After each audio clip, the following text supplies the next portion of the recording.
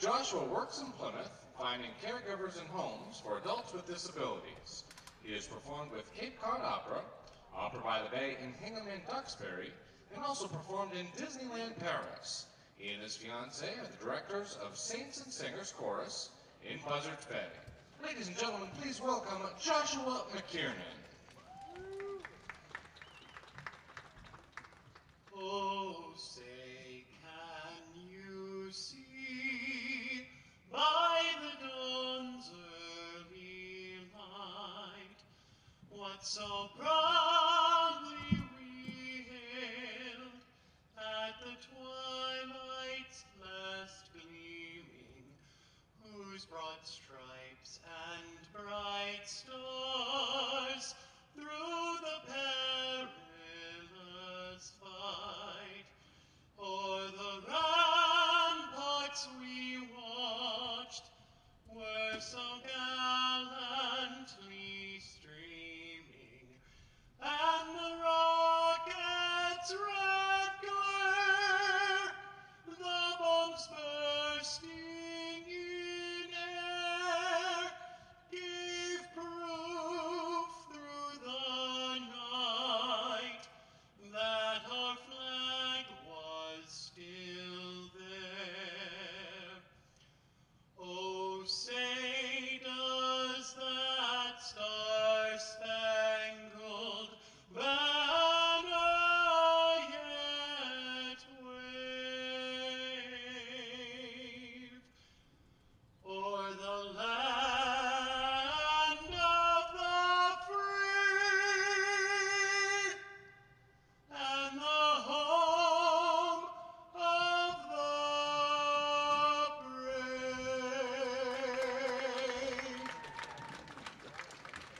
Here to throw out the ceremonial first pitch, we have Jerry Becerra. Jerry is the father of three, including our very own intern, Ian. He is a former Little League All-Star and from Uxbridge, Massachusetts. Former Little League All-Star, baby. I love it. Just riding that 40 years later. When you're ready, Jerry, let's see a strike. Come on, Jerry. Oh, yeah. Yes, right on the black, Jerry. Love it, kid. Oh, my God. All right. Incredible. Hold on. Give me a second just to somehow get us kind of prepared to do this broadcast. This afternoon, to say those two famous words we've all been waiting to hear, we have Ian Becerra, our beat writer intern. He attends Stonewall College and is majoring in communications with a journalism minor. Let's go. He'll be a senior in the fall. Play ball. Yes, Ian. Woo! This afternoon are Nathan and Nolan Blackwell.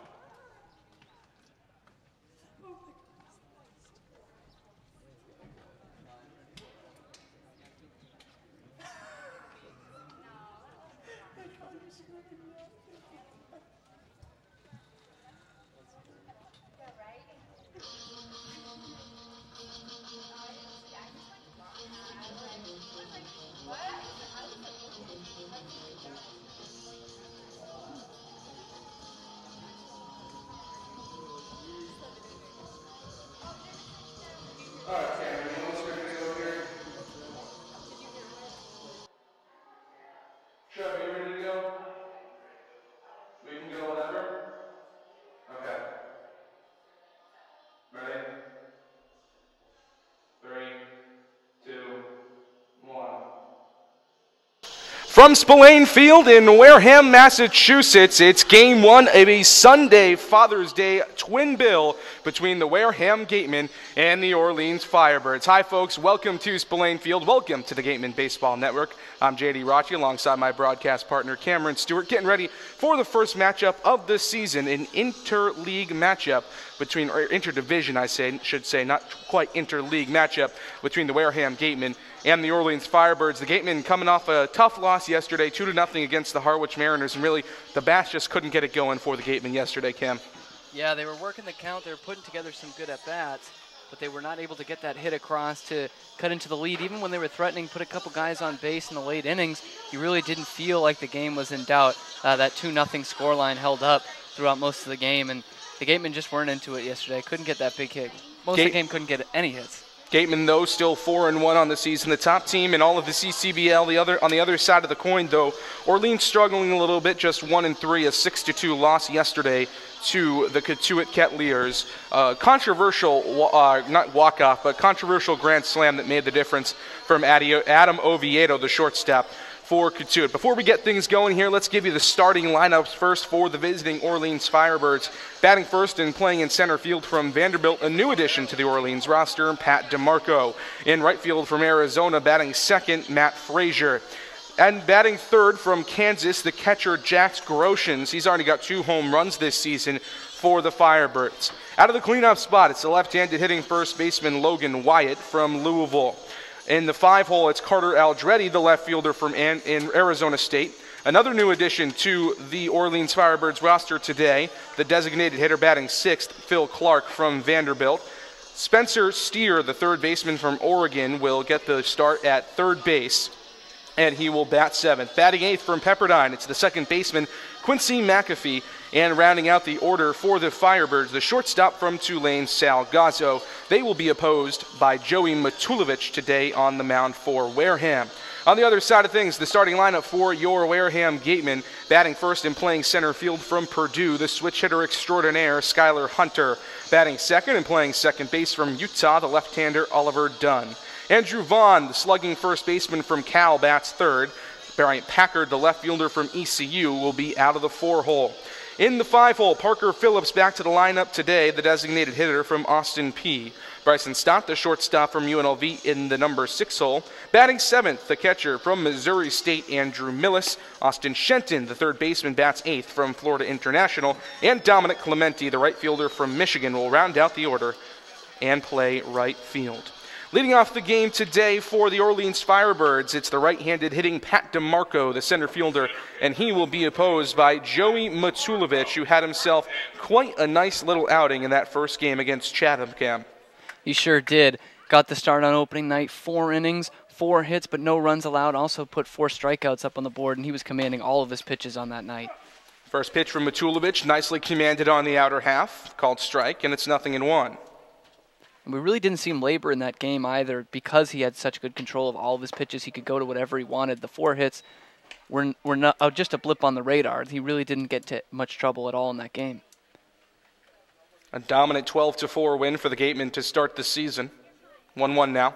Waved on and missed. A good breaking ball on the inner half. Sharp bite on it from Matulovic, and it's quickly 1-2.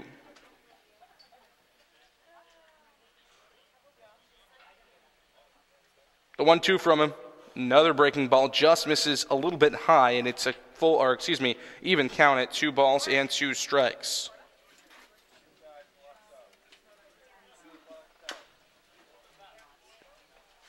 Good job that time from DeMarco to foul one off. Still 2-2 to the center fielder from Vanderbilt, just eliminated by Mississippi State in the Super Regionals of the NCAA tournament. The Bulldogs a 1-0 win in their first College World Series game yesterday. 2-2 misses upstairs, and it's 3 balls and 2 strikes now to the right-handed hitting DeMarco, who had himself a good Super Regional, a couple of home runs in the Vandy Super Regional. 3-2 chop towards Stott. He's going to play it on a high hop. Good throw over to first is in time for the first out of the inning. It's interesting to see Matulovic's sequence there. When he got 2 strikes, he went 3 straight breaking balls, wasn't able to get him on any.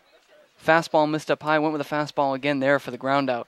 See if he starts going to that breaking pitch right as he gets 2 strikes, or maybe if he tries to waste a fastball out there. Now the left-handed hitting Matt Frazier steps in, the right fielder from Arizona. 2 for 15 to start his Cape League career, a walk and a run scored. Lays down a bunt here. Austin Shenton will charge barehand to pick, but it's not going to get over to first base in time. A good job for Matt Frazier to race down the first base line. He's on with a bunt single with 1 out. Yeah, just not much you can do there if you're Austin Shenton. A beautifully placed bunt. And he charged up the line hard, has that still nicked up leg that he fouled the ball off of the other night, was unable to play in the game last night. Made a good effort to get it over there, just not in time.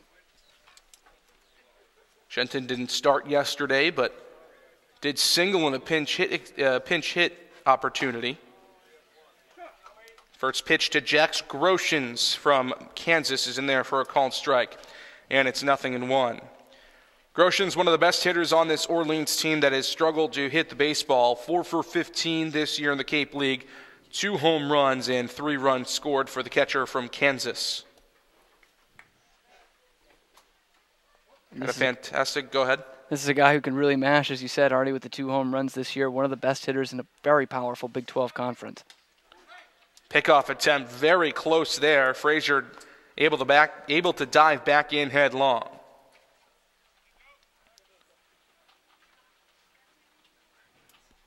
Grosjean's hit .330 this season, and as an honorable mention, all Big 12 member. Another pickoff throw over, still nothing doing. 63 hits for Grosjean's, 15 doubles, 2 triples, 4 home runs, 40 runs batted in for the sophomore from Magnolia, Texas. 0-1-2 is fouled off straight into the screen, and it's 0-2.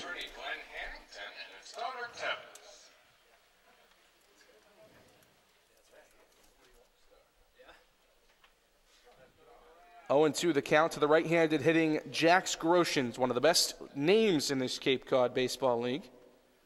Frazier being held on it first by Andrew Vaughn. This one swung on, slapped right to Vaughn, and he'll tag the bag for a double play, and that gets the Gatemen out of the inning. An efficient minimum face, not really 1-2-3 inning from Joey Matulovic after surrendering the bunt single to Matt Frazier. But as we head to the bottom of the first inning, Gatemen coming to bat. No score on the Gatemen Baseball Network. Thank Wareham Country Market for helping to feed the Gatemen players and staff after games. They are located about a quarter of a mile from the field on Route 6, offering a convenience store, a Dunkin' Donuts, and a deli. The Mezzaluna restaurant is a third-generation family-run Italian restaurant celebrating 80 years in business. Located on Main Street in Buzzards Bay at the foot of the Bourne Bridge, Mezzaluna specializes in Italian cuisine, seafood, steaks, and chops, and offers fresh nightly specials, a lunch menu that's the best deal in town, and serving Cape Cod's famous prime rib every Wednesday and Saturday. Enjoy outside dining in the summer months and a full bar and lounge area year-round. Book your private function in one of our many function rooms. Although reservations are not required, they are always recommended. Come enjoy the feast at Mezzaluna, the Italian family restaurant. For a nostalgic Cape Cod vacation experience, head to Bay Motor Inn, where guests are treated like family. Located in the heart of Buzzards Bay Village, this 1950-style cottage colony still provides you with up-to-date amenities. The Gatemen thank the Bay Motor Inn for their support. Bottom half of the first inning here at Spillane Field. Still no score between the Wareham Gatemen and the Orleans Firebirds. And this is the first game of a twin bill scheduled for today. All the Cape teams participating in double headers today. And to face off with the Gatemen, it'll be the right-hander from San Francisco University, Riley Ornito. Ornito in his sophomore season with the Dons, a 2.58 ERA. In 14 starts, he gave up 63 hits, 34 runs, 28 earned runs, 32 walks, and in 97 2/3 innings, he struck out 95 batters. The batting average against sub-200 this season for Ornito, who is first team all West Coast Conference, Cam. Yeah, he's not a very big guy. As you see him out here on the mound right now, a high arm angle coming in at you, almost like one of those softball slow pitch machines. But he's got some good breaking stuff, not overpowering, only 95 strikeouts and over 97 innings. But as you mentioned, that 194 batting average against, that's pretty tough. So expect to see a lot of ground balls today off him if he's got his stuff going. First batter that he'll face is the switch hitter batting left, Skylar Hunter. Hunter in a largely offensively devoid game yesterday went 2 for 4 with a bunt single that was the lone hit of the day for the Gatemen up until the 8th inning. First pitch to the Gatemen today misses inside and low, a fastball from Ornito, and it's 1-0. Hunter, the switch hitter from Purdue, had a great season for the Big Ten champions. 1-0 dives in low, and it's 2-0. 333 this season for Hunter. In 59 games, he had 78 hits, 13 doubles, 3 triples, and a home run, 14 walks, 35 strikeouts. He was on the All Big Ten tournament team.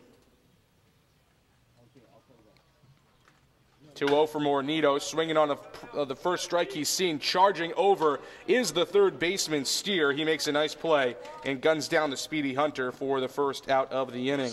It's a great play by Steer there. We kind of saw it for Austin Shenton playing third for the Gatemen off a bunt. That was pretty much a swinging bunt there by Hunter.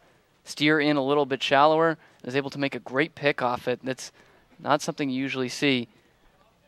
No bobble there, just straight all the way through. Great play all the way around.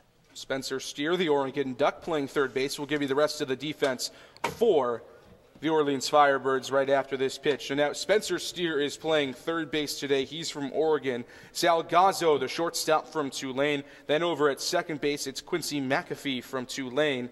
Quincy McAfee from Pepperdine, and Logan Wyatt at first base from Louisville. Oliver Dunn in the batter's box for the Gatemen. Carter Aldretti, the Arizona State product, out in left field for the Firebirds. 0-1 to Dunn is in there for a called strike. It's quickly 0-2. Meanwhile, Pat DeMarco out in center from Vanderbilt, and in right field from Arizona, Matt Frazier for Orleans. 0-2 the count to Oliver Dunn. Here's the pitch from Ornito, waved on and missed. Good pitch, breaking ball on the outer half, and there's quickly 2 down for the Gatemen.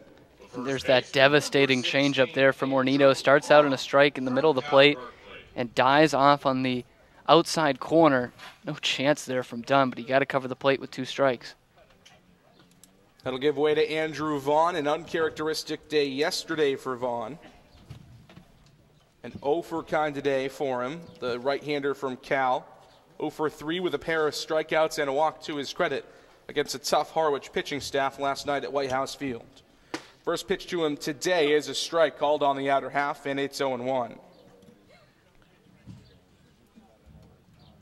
We've talked about Vaughn ad nauseum at this point, but still the numbers are absolutely incredible. Over 400, the slugging percentage over 800 this season for Vaughn for the Cal Bears. 0-1, called strike on the inner half, but it's quickly 0-2 to him.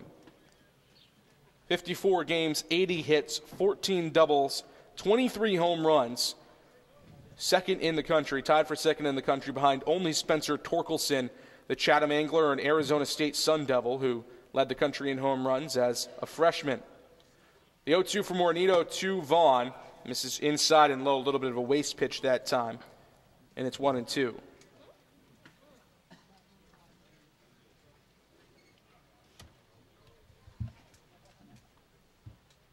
Vaughn, the powerful right-hander, has shown opposite field power as well as pull power this season. 1-2, hit on a couple of bounces to the shortstop, Gazzo. Fields, throws, pulls him off the bag at first, but Wyatt makes a nice spinning tag to get Andrew Vaughn, and the side is retired. Gatemen go 1-2-3, much like the Firebirds in the bottom half of the first inning. We're headed to the top of the second, still no score. Orleans coming to bat on the Gatemen Baseball Network. Head on over to BB's Bar and Grill for food, drinks, and fun. Located just off Cranberry Highway, come in to sample the scrumptious fare or relax with a drink while enjoying live entertainment. The Gatemen thank BB's Bar and Grill for their support. Cape Cod Healthcare is the leading provider of healthcare services for residents and visitors of Cape Cod, with 2 acute care hospitals and more than 450 physicians. For more information, please visit capecodhealth.org. Cape Cod Healthcare, expert physicians, quality hospitals, superior care. One of the Gatemen's favorite places for their post-game meals is Cool Cone, where you can get anything from fried clams and fried chicken to an ice cream sundae, and then top it all off with a round of mini golf. Cool Cone, located on Route 6 on the Wareham-Marion line.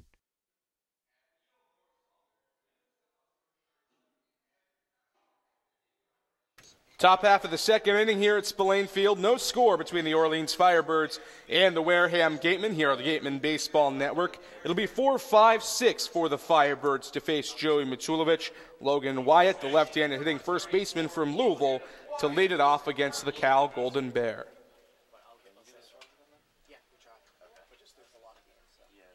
First pitch of the second inning is a called strike on the outer half, and it's 0-1. Wyatt this season, all ACC first team for the Louisville Cardinals. 0-1 to him, clips the outer half once again, and it's 0-2.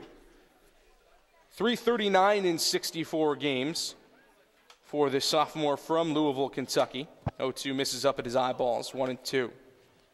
78 hits, 22 doubles, a triple, and 6 home runs, and a very nice 69 RBIs on the season for Wyatt.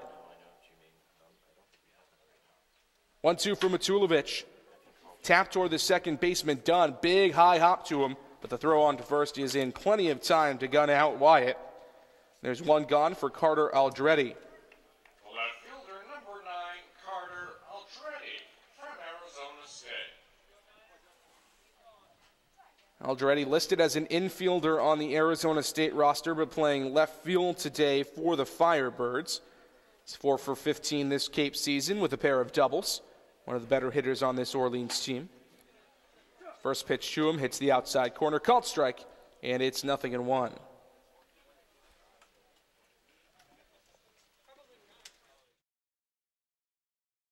.300 Arizona State.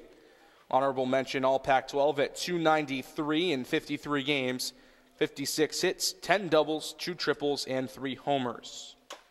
0-2 swung on down the down the third base line, but foul. Drew Millis popped out from behind the plate, but it was a couple of feet to his left, and it's still 0-2. I was talking in the first inning, wanted to see what Matulovic would go back to with 2 strikes. Went with a couple breaking pitches in the first inning. Change up there, Wyatt way out in front of it, so he's trying to ride that here. 0-2.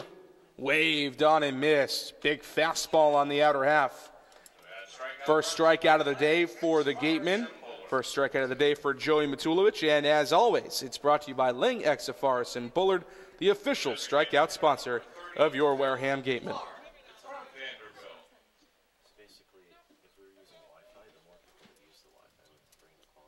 Phil Clark, the left-handed hitter from Vanderbilt, playing in his first Cape League game today, along with his Vandy teammate Pat DeMarco.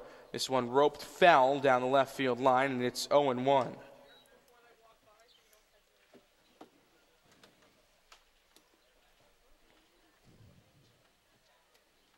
Clark hit .294 this season for the Commodores. Slugged .446. 0-1 to him, misses down and in, and it's 1-1.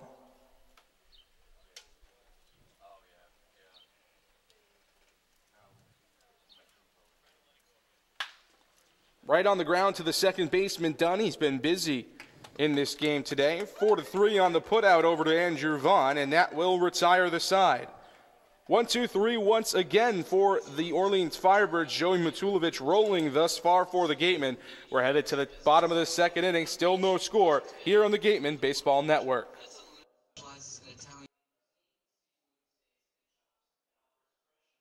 The Gateway Tavern, located on Marion Road in Wareham, offers an extensive but not exhaustive array of menu choices. They search for the finest in foods, ranging from garden fresh produce to hand-selected seafood, and have special menus that change daily. The Gateway Tavern is proud to be the official helmet of the Wareham Gatemen.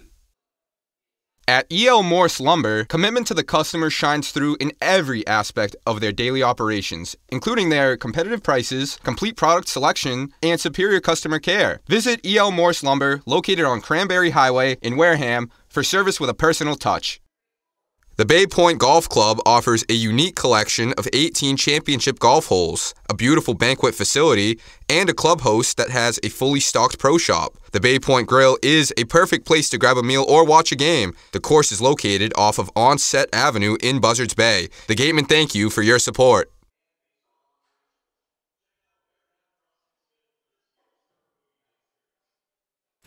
Four, 5, 6 for the Gatemen due up here in the second, and to lead it off, it'll be the ECU, Bryant Packard. Riley Ornito looked good on the mound in the last in the last inning for the Firebirds. Got the Gatemen to go 1-2-3. Also struck out Oliver Dunn on his way to that record. Packard over 400 this season at ECU. First pitch to him here today is outside. Fastball missed the outer half, and it's 1-0. We saw Packard have some tough luck last night. A couple of long fly balls out there in Harwich that died out near the warning track. Again, missing outside. It's 2-0 to Packard. Second on the Gatemen team in batting average, behind only Austin Shenton, 353 clip. He's 6 for 17, a double, an RBI. That RBI drove in the game-winning run, a walk-off sac fly against Harwich a few nights ago. 2-0 slap foul back toward us, and it's 2-1. And the numbers look good for Packard right now. And the scary part is, I don't know if we've seen his best hitting yet, JD. He's been putting some good swings on it the last couple games that have led to outs, so you might think there's more to come from Packard this year. Pair of fly balls to deep center yesterday in Harwich, 400 to deep center out at White House Field. They just hung up in time for Zach Watson, the center fielder headed off to Team USA from Harwich to make plays on them. But you figure if he can get a little bit more underneath, or hit these ones a little bit more on a line, maybe find a gap somewhere, he could really start getting this thing going for him. For the left-hander from ECU, not there though. Second strikeout of the day for Riley Ornito. So after going up 2-0, Brian Packard is retired on strikes, and now Parker Phillips, the right-handed hitting DH from Austin Peay, strides in. That's not something we see often from Packard there. Swinging a pitch outside of the strike zone, let alone on 2 strikes. Ornito coming with a fastball up high, not going with that changeup. And Packard going chasing for it. Very uncharacteristic for him. Parker Phillips, the DH from Austin Peay, first pitch to him is fouled off. And it's 0-1 to Phillips. Phillips yesterday 0 for 3, was hit by a pitch, but also struck out in the game against Harwich. Struggling a little bit here to start this season, 3 for 14 through the first couple of games in the Cape League. Ornito just misses the inside corner with a breaking ball that time, and it's 1-1. Another guy you expect to see an uptick in his stats, considering how well Parker Phillips played this season at Austin Peay. Hit .331 in 46 games, 57 hits, 11 doubles, 18 home runs. That's tied for 7th in the country to go along with 57 runs batted in. Second team All-Ohio Valley Conference. 2-1, waved on and missed, and it's 2-2.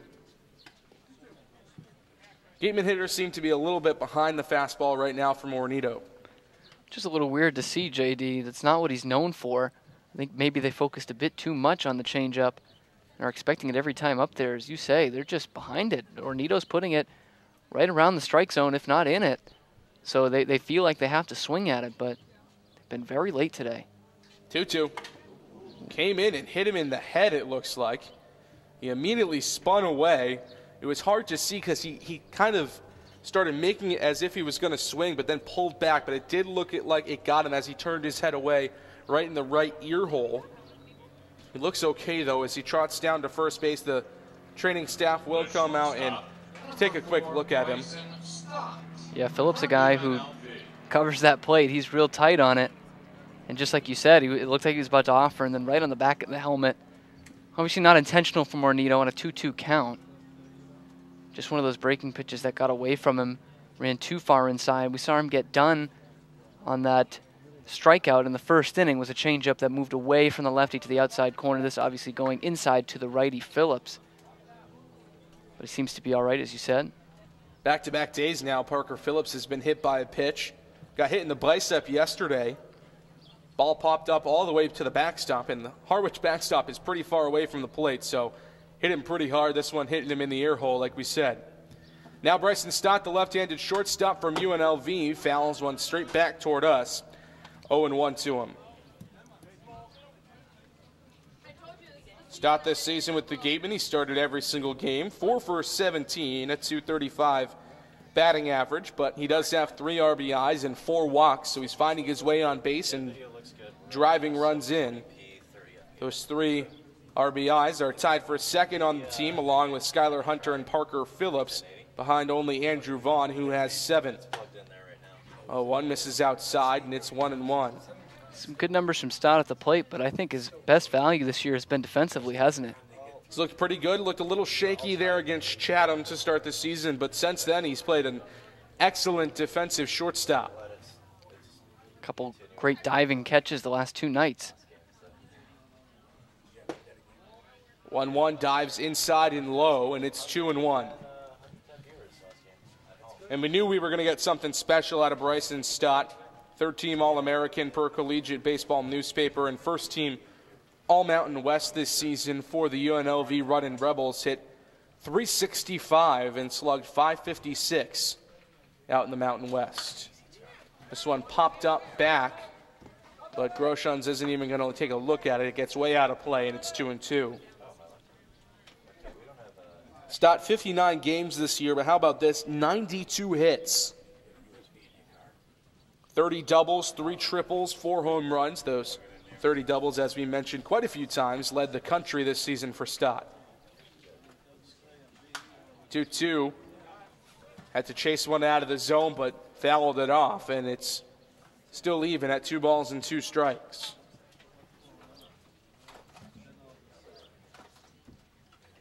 Stott, one of a couple of guys that will be heading off to Team USA in about a week or so.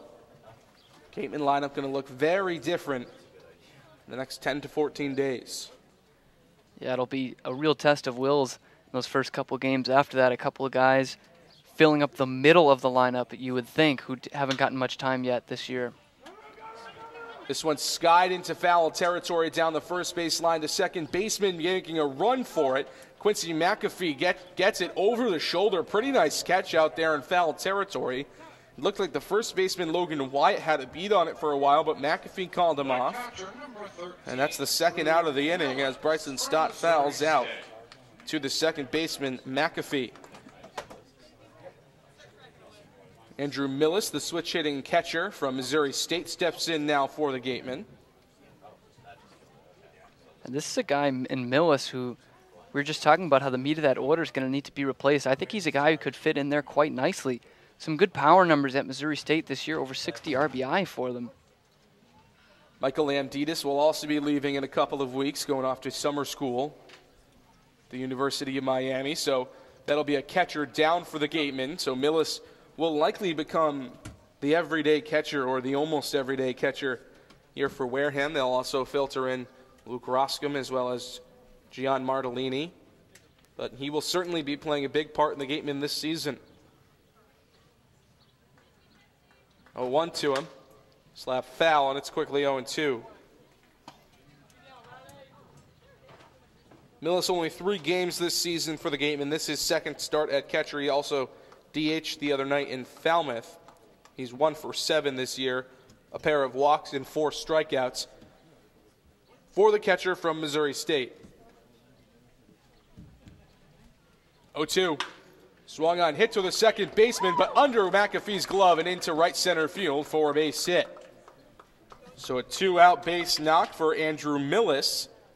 And now the most dangerous hitter in terms of average for the Gatemen this season, Austin Shenton, into the batter's box with runners on at first and second and 2 outs.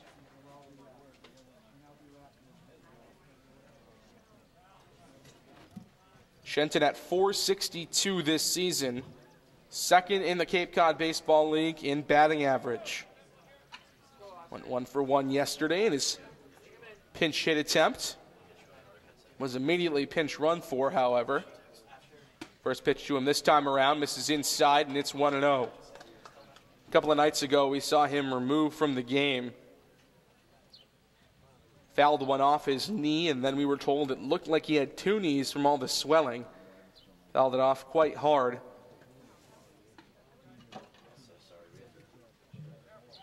That injury coming back in the Falmouth game, the 7-4 win over the Commodores. This one skied into left field, drifting into foul territory. Aldretti over to make the catch for the final out of the inning.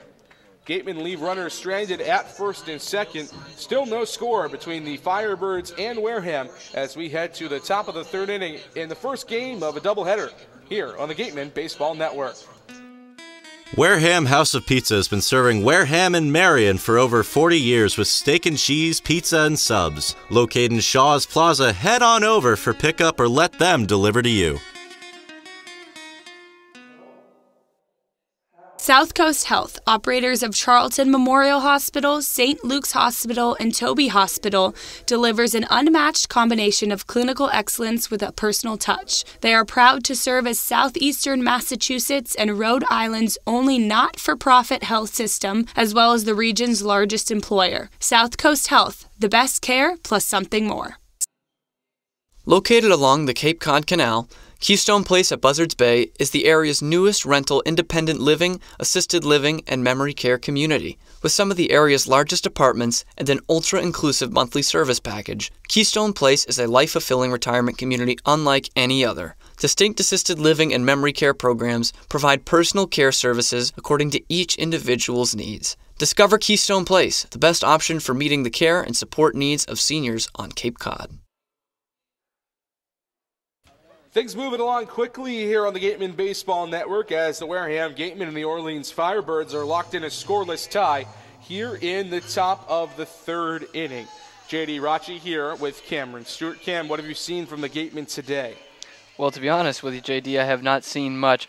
Really only one good swing on the ball, and that was that single by Millis, but a couple of lazy foul outs. They've been behind, as we talked about earlier. They've been behind on that fastball. That isn't really too overpowering, I don't think, from where we sit up here. So, got to get the bats moving today. Joey Matulovic, though, has looked outstanding once again. Matulovic in for his third inning of work, has faced the minimum thus far. He's only given up one hit. It was a bunt single to Matt Frazier as the second batter of the first inning. Here is first pitch to Spencer Steer, the third baseman from Oregon, is in there for a called strike, and it's 0-1. Steer this season for the Ducks, .275 in a couple of games, 52 hits, 11 doubles for him. This one skied into right center field, though. Dominic Clemente races over into the gap and makes the play for the first out of the inning. Steer Pac-12 all Pac-12 honorable mention, retired by Joey Matulovic to start the third inning.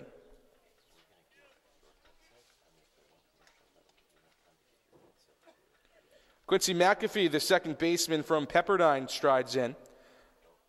First pitch to him is a called strike on the outer half, and it's 0-1. McAfee, a teammate of Easton Lucas, yesterday's starting pitcher for Wareham during the season with the Waves. 0-1 outside, and it's 1-1. McAfee made a nice play defensively in the last half inning. Little basket catch over the shoulder on a foul ball. This one hit right at the glove of Austin Shenton, but it looked like he might have closed it a little too nonchalantly. That'll go as an E5. It was right in his glove before it popped out, so a runner reaches on the error from Shenton. That'll give way to the bottom of the order in Salgazzo. Kind of a tough luck, but also deserved error there, I think. I agree with you, J.D., that should be an error. It was a hard-hit ball, though. By McAfee right down the third baseline. Shenton was in perfect position, but just missed it. Just right off the glove. Tough break for Shenton. Maybe the day off did a little bit to alter his psyche over there at the hot corner, but that's one of the hardest plays in baseball. Well, I should say it's one of the hardest easy-looking plays in baseball when a ball is coming that quickly at you, especially over there at third base. Pickoff attempt, but nothing doing. McAfee back in headlong, no tag. Salgazzo from Tulane, 2 for 6 this season in the Cape League, 3 strikeouts for the switch hitter batting left.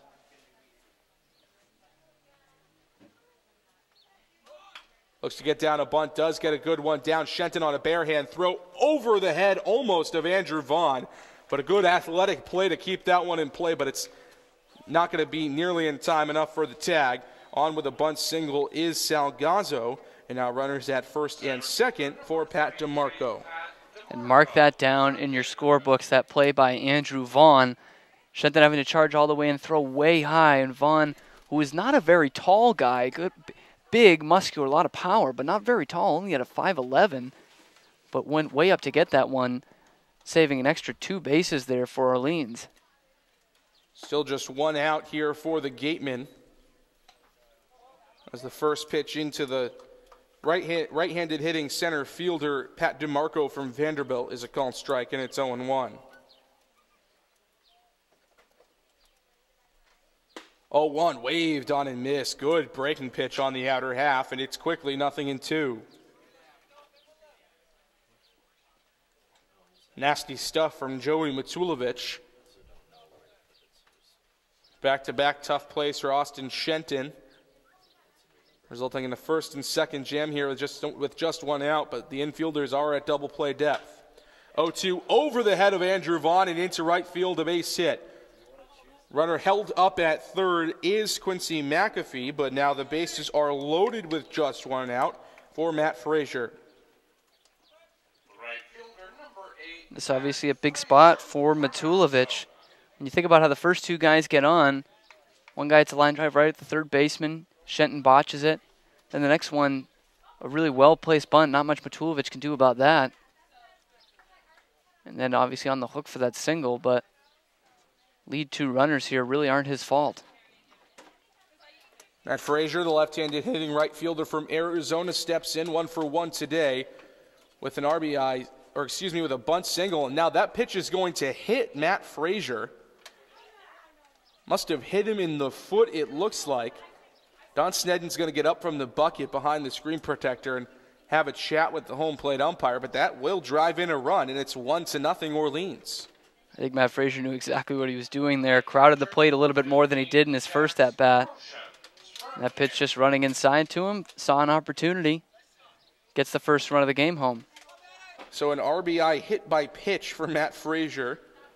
That's something you see every day, as Don Snedden and our home plate umpire tonight having just a quick chat.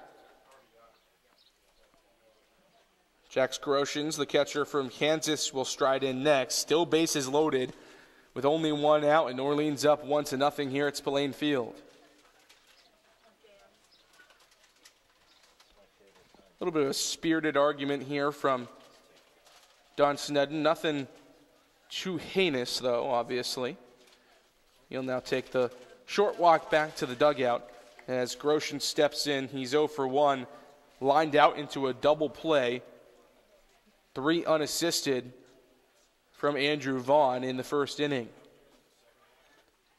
First pitch from Matulovic to Groshans is a good breaking pitch. Slips right out of the zone, and it's 0-1. Looking for homer number 3 there. That's a good pitch right in the zone, but I think you're sitting fastball. Big cut at it. 0-1 the count. Matulovic trying to work out of a jam. Called strike on the inner half. Groshans held up. It looked like it almost hit him, but apparently had enough bite to clip the inner half of the zone, I should say, and it's 0-2. Beautiful, beautiful pitch. Nothing Groshans can do about that one. Right on the inside corner. Or would have broken his bat if he made contact. Great pitch there from Matulovic. See if he can go back to it with 2 strikes. 0-2, 1 out, bases loaded. Orleans 1-0. This one skied high into left field. Bryant Packard on to make the play. Tagging from third base is the runner, Gazzo. Throw down. Got him. What a throw that time from Bryant Packard. And the side is retired. Great throw from Packard. Great tag from Millis. And as we head to the middle of the third inning, as we head to the bottom of the third inning, it's 1-0 Orleans here on the Gatemen Baseball Network. The Beach House Grill at Chatham Bars Inn Resort and Spa is the perfect spot for a seaside lunch or evening clam bake. A proud member of leading hotels of the world.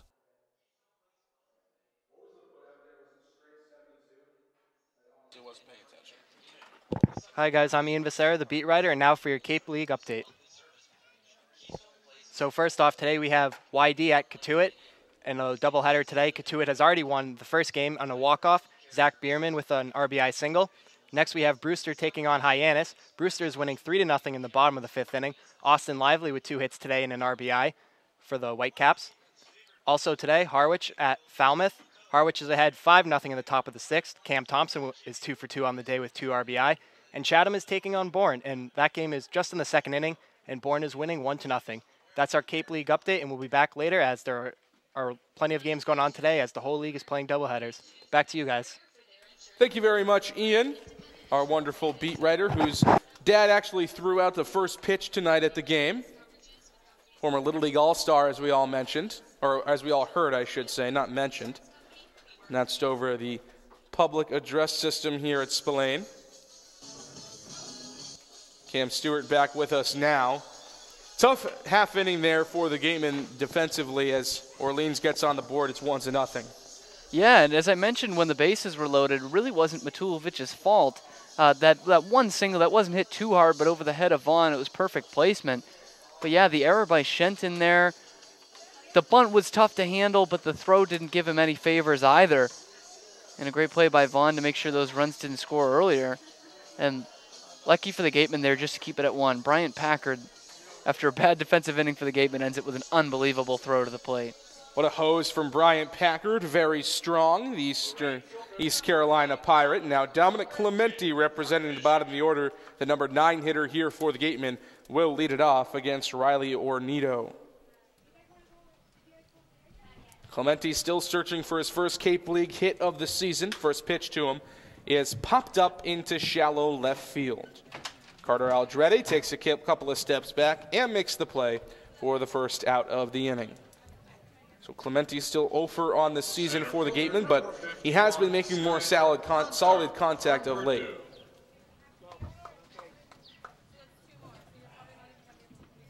Top of the order now for the Gatemen, Skylar Hunter, the switch hitter batting left against the right-hander Ornito.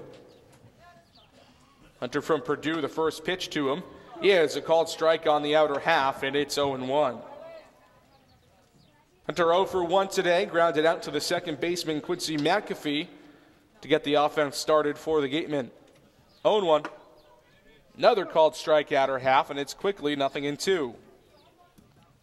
Couple tough pitches for Hunter to handle there. That one painting the outside corner. Nothing he would have been able to do with that.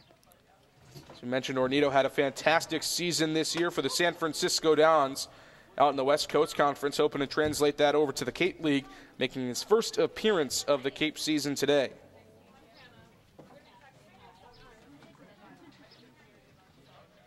One and two the count. Here's the pitch from Ornito. Spoiled just foul. Good job from Hunter. If you're going to go around, you've at least got to make contact on that ball. And it's still 1-2.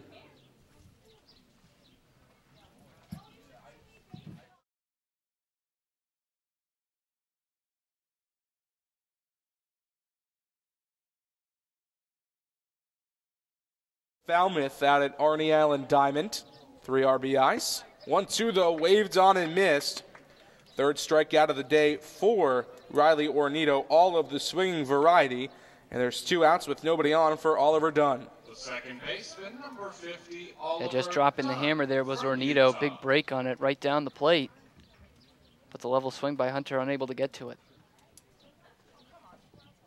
Dunn, much like the rest of this Gatemen lineup, aside from Andrew Millis today, is 0 for 1.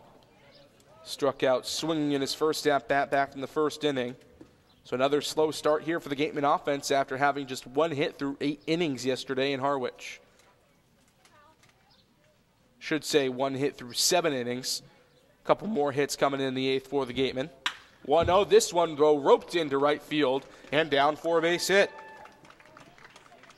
So a reverse broadcaster's jinx that time. Oliver Dunn handling a breaking ball right on the inner half. Right into right field, going pull side for the second Gatemen hit of the day.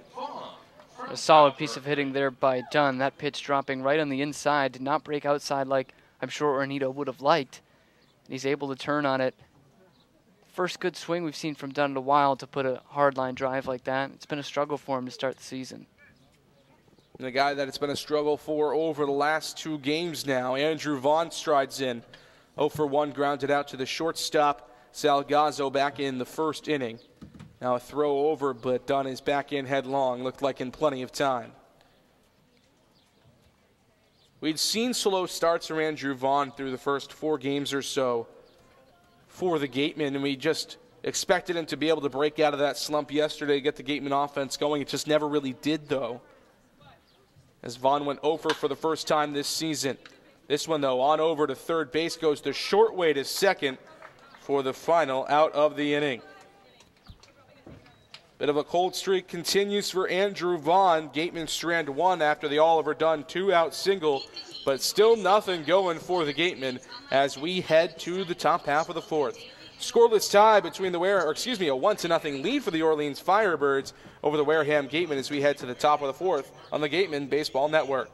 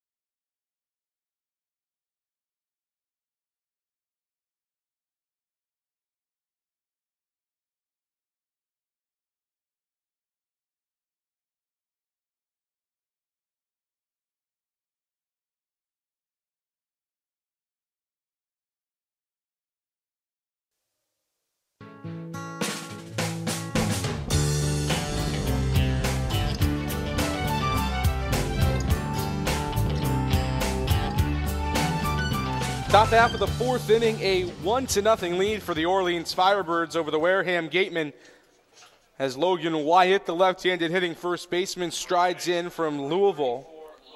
He's 0 for 1 today as Joey Matulovic has done a good job. Just one unearned run against the right-hander. First pitch misses the outer half, and it's 1-0.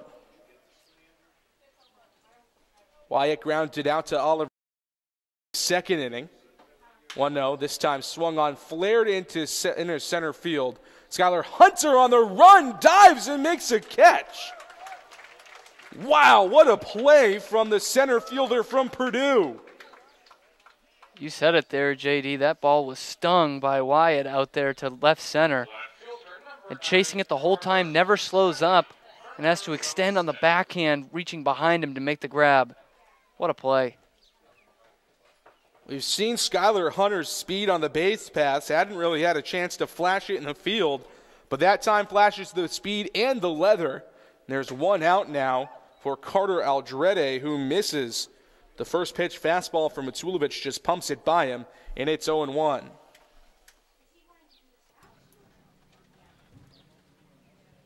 Aldrete from Arizona State. 0-1, called strike, and it's 0-2. 0 for 1 today is the sophomore Sun Devil. Struck out swinging in the second inning against Matulovic. 0-2. Misses down low. Millis held the pitch. Thought it might have been at the knees, but it's 1-2.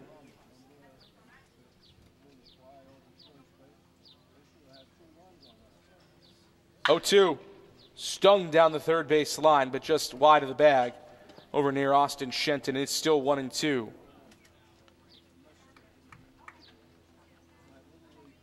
Aldrete now 4 for 16 and even .250 average this season in the Cape League. Trying to get things going here. 1-2. Outside. Good fastball, though, on the outer half, at least if you're Matulovic. If Aldrete swings at that pitch, it's probably going foul or maybe a strikeout or even a weak ground ball. 2-2. Back to the screen, and it's still 2 balls and 2 strikes.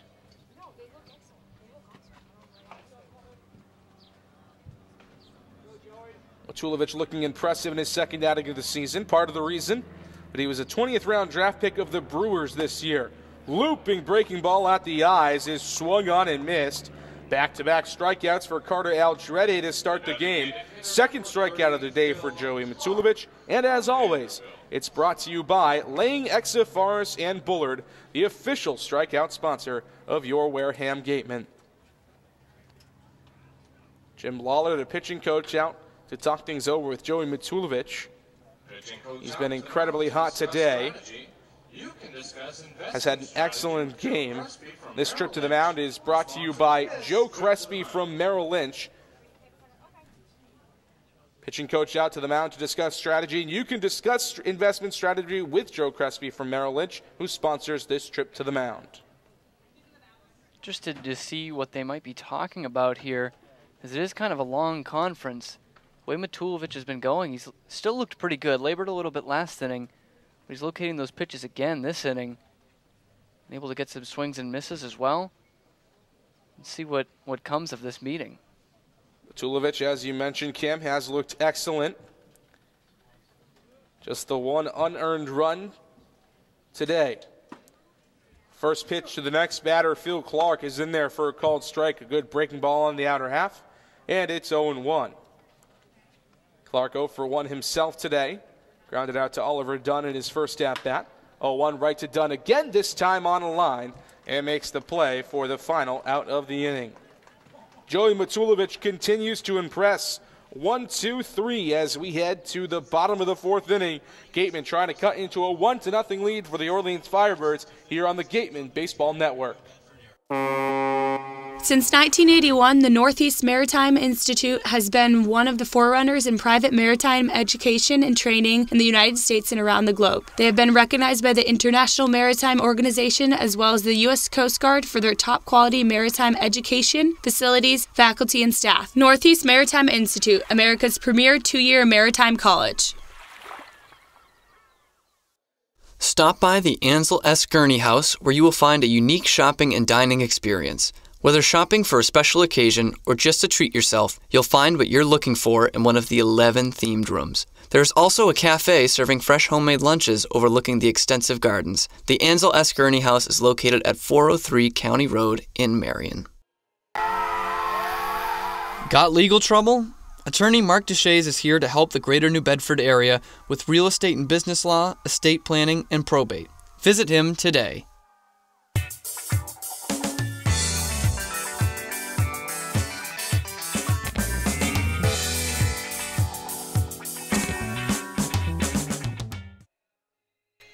Four, 5-6 for the Gatemen in the bottom of the fourth inning, trying to cut into a 1-0 Orleans lead here at Spillane Field. And to get it started, it'll be Bryant Packard, the left-handed hitting left fielder from ECU.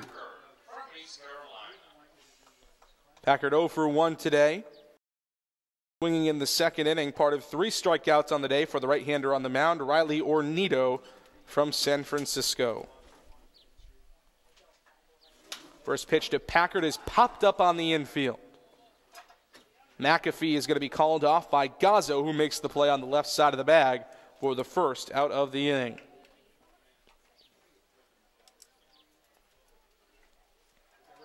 Kind of talked about how Packard has had a good season, could be even off to a better start. That time he just got under a first pitch fastball. Yeah, and we saw that a couple times last night on those fly balls to the warning track. Just got under those ones a little bit. This one he was way under it. Seems like he's really trying to uppercut that swing. Now Parker Phillips, the DH from Austin Peay, steps in. First pitch to him is a strike, 0-1. Phillips hit by a pitch in his last at-bat, so no official at-bat, really a plate appearance in the second inning. Second day in a row he's been hit by a pitch. 0-1, waved on and missed. Good break on that off-speed pitch from Ornito, and it's 0-2. Bryson Stott, the left-handed hitting shortstop on deck for the Gatemen. 0-2 to Phillips. Here's the pitch from Ornito. Called strike 3, right at the knees. Fourth strikeout of the day for Ornito. He continues to roll through the Gatemen lineup as Bryson Stott, the left-handed shortstop, will step in to face him. It's a real tough pitch for him to hit for air. Another one that's breaking on the outside corner, right into the strike zone. Not much Phillips is going to be able to do with it anyway. Just a tough way to end it at bat.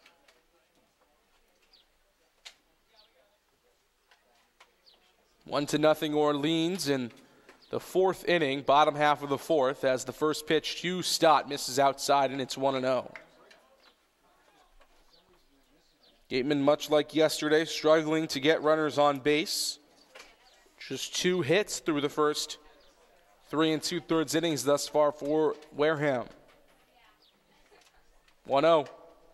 Looping curveball misses outside, and it's 2-0. Stott 0 for 1 today, fouled out down the right field line to the second baseman, Quincy McAfee, in his last at-bat in the second inning. This one roped into center field, sinking line drive, diving try by the center fielder, Pat DeMarco, but it gets under his glove, and Bryson Stott will pull into second with a stand-up double. 2-out double for Bryson Stott, and that'll give way to Andrew Millis. Bad decision by DeMarco there. He didn't have it at any point, even with 2 outs. He wasn't going to make that play. And it was, I thought, lucky to even get that close to it, but the dive and it gets behind him. The grass is a little shorter here. Stott might even have a triple in front of Millis, who's already got a base hit today. Millis singled right back up the middle. First hit of the day for the Gatemen back in the second inning. 1 for 1 for the catcher from Missouri State. Ornito not used to, at least today, working out of the stretch. Here's his first pitch out of the stretch this half inning. Pitch right on the inner half for a called strike, and it's 0-1.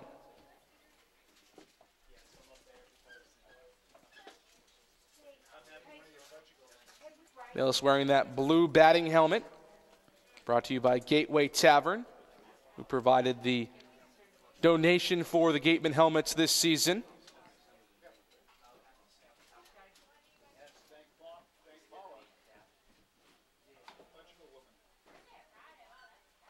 Ornito looks back at second, 0-1.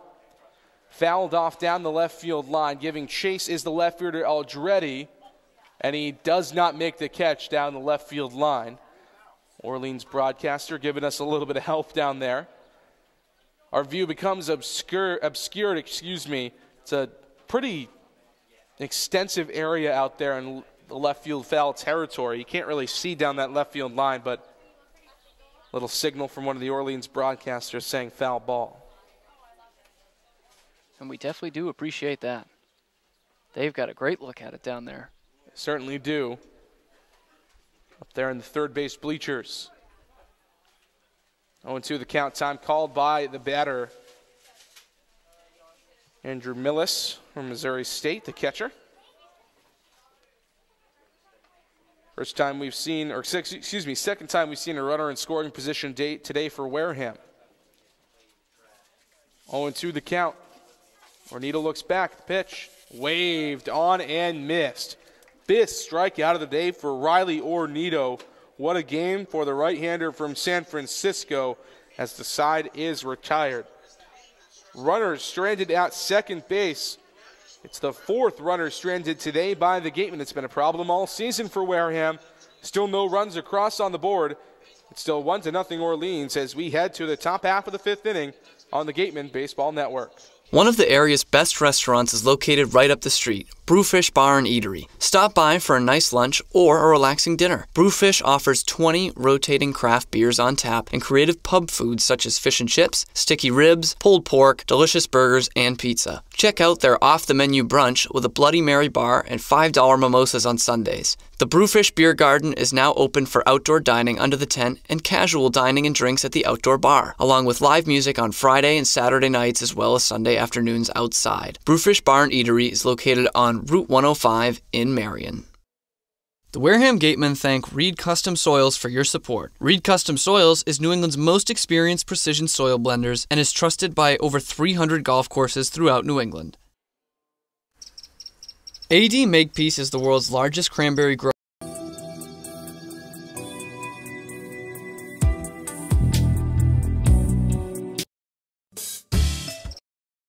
AD Makepeace is the world's largest cranberry grower located right here in Wareham, Mass.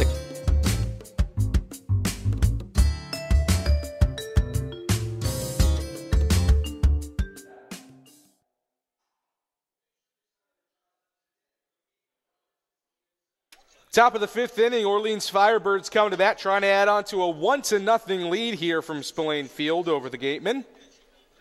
Joey Matulovic on the mound has been excellent. Just one unearned run today for the right.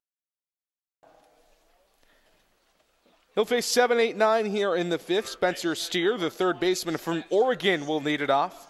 He's 0 for 1 today. Flied out to Dominic Clemente in right field in his first at bat. First pitch to him this time around. Misses the outer half, and it's 1-0.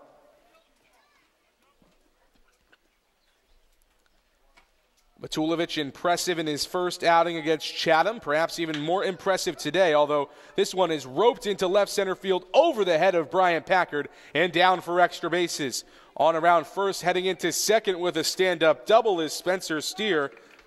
That time just a hanging breaking ball from Joey Matulovic. And a runner on at second in scoring position with nobody out for Quincy McAfee.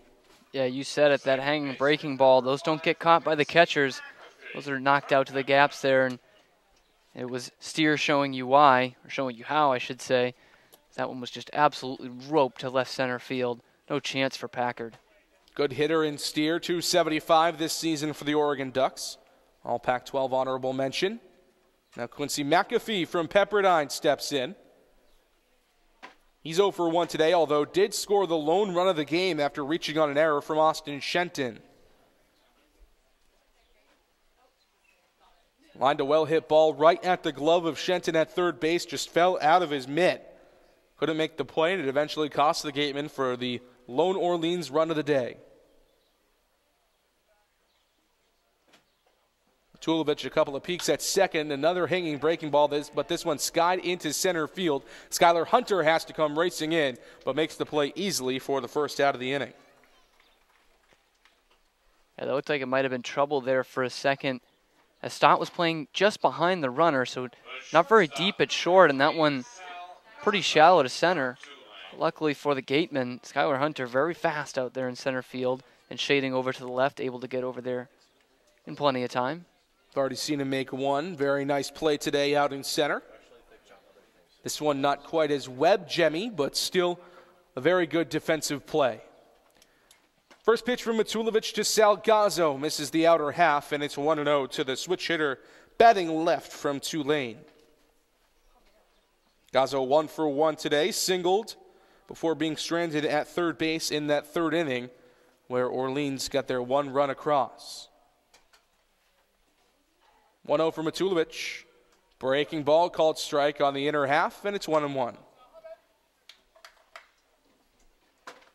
Gazzo, the number 9 hitter for the Orleans Firebirds today. Lineup will turn over with Pat DeMarco, the right-handed hitting center fielder from Vandy, waiting on deck.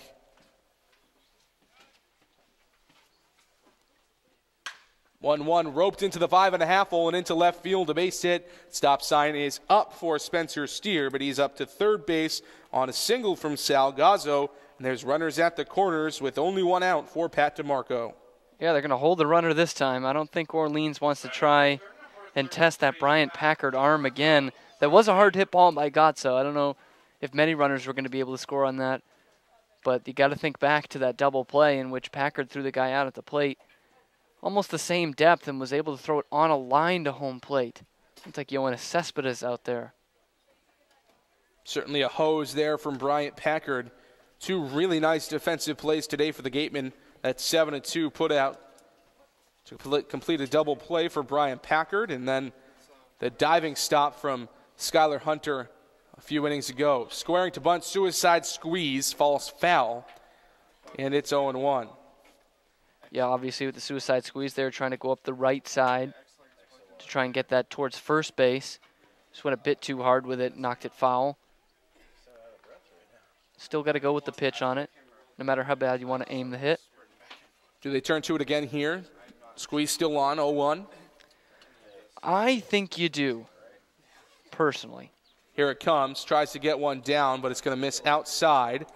So he pulled back the bunt in time, and it's 1-1. Now I think with the way Matulovic has been commanding the strike zone today on a 1-1, I think Matulovic wants to throw a strike here, and I'm going to let my leadoff hitter swing the bat. That's just me. 1-1 the count to Pat DeMarco. Runners at the corners and one out. Middle infielder is on at double play depth, trying to get out of this inning. Gatemen have only turned 2 true double plays this season in terms of infield double plays. We've already seen 2 double plays today, brought to you by TM Ryder Insurance. A couple of put out to throw out double plays. The first, Andrew Vaughn caught a line drive, tagged the first base back to double up Matt Frazier, and then, as we talked about, Bryant Packard throwing out the runner coming home on a sac fly attempt. 1-1. Breaking ball. Good pitch on the outer half. Completely fools DeMarco, and it's 1-2. Yeah, so the swing was on there, thinking they were going to get the strike, but of course Matulovic, that big hooking breaking ball, throws it for a ball and is able to get him on that pitch. 1-2. Swung on, hit over to the third base. Diving stop by Shenton onto second for one. Nonetheless, a great play, but the runner does score from third. So instead of allowing a single and not recording an out, Shenton with a good diving stop, although the run does score. Yeah, and Shenton playing on the lip of the grass there is unable to turn that. You wonder if he's back, maybe plays it on a hop, and the runner going on contact at third, he might even have a play at the plate. But no chance to turn two. Does get a runner knocked out in scoring position, but a run scoring for Orleans. 5-4 on the fielder's choice, and another play for Shenton, and a nice little grab for the Gatemen third baseman. So Shenton making up for an error a couple of innings ago, but Orleans does tack on their second run of the day. It's 2-0 as we head to the bottom half of the fifth inning. Gatemen trying to overcome that lead for Orleans coming up on the Gatemen Baseball Network. Learning at Curry College extends beyond the classroom and is embedded in all that they do. Curry prepares students to engage in successful careers and active citizenship with a global perspective. Explore undergraduate majors, minors, and concentrations, including new majors in accounting, biochemistry, and software development, online at www.curry.edu. We are pleased to announce Robertson's GMC on Route 28 in Wareham have partnered with the Gatemen to sponsor our youth baseball clinic. Be sure to visit their vehicle demo here at the game. Our revamped clinic program is grateful for Robertson's support.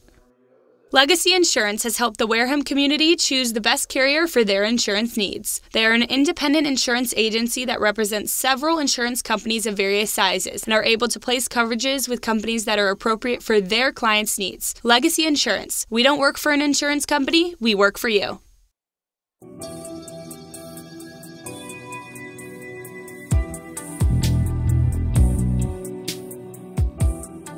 Back at Spillane Field for the bottom half of the fifth inning. New pitcher on the mound for the Orleans Firebirds after a stellar day from Riley Ornito. It'll be the right again, Kenyon Yovan.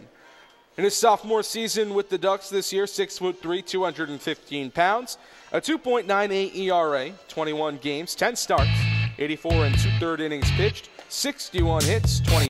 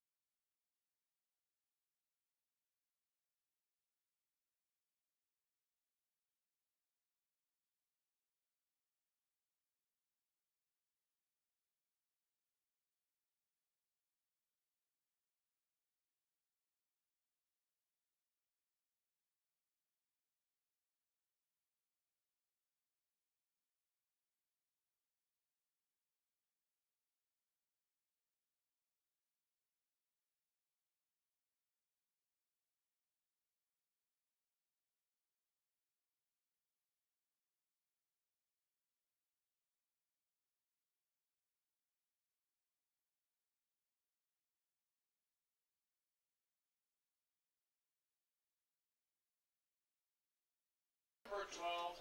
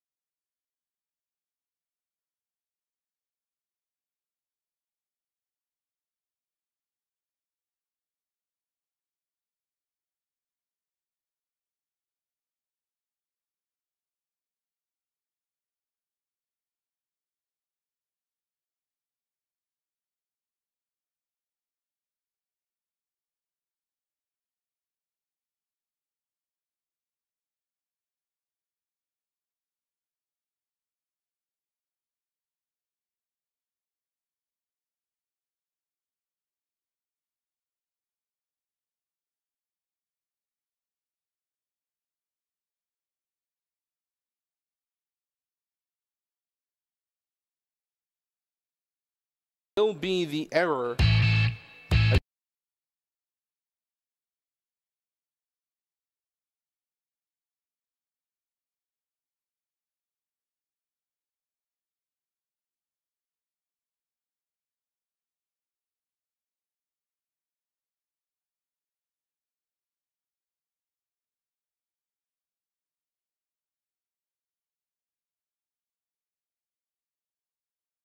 Frazier, I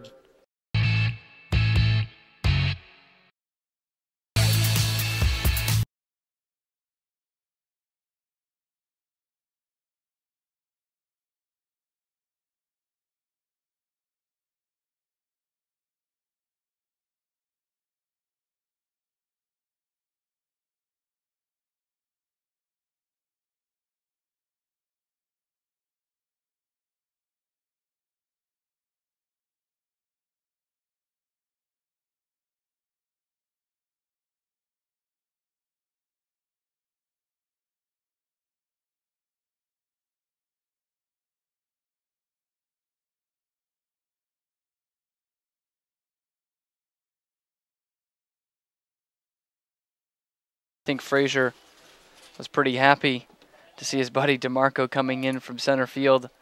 Lets him take that one for the out. would have been a bit of a tough play for Frazier.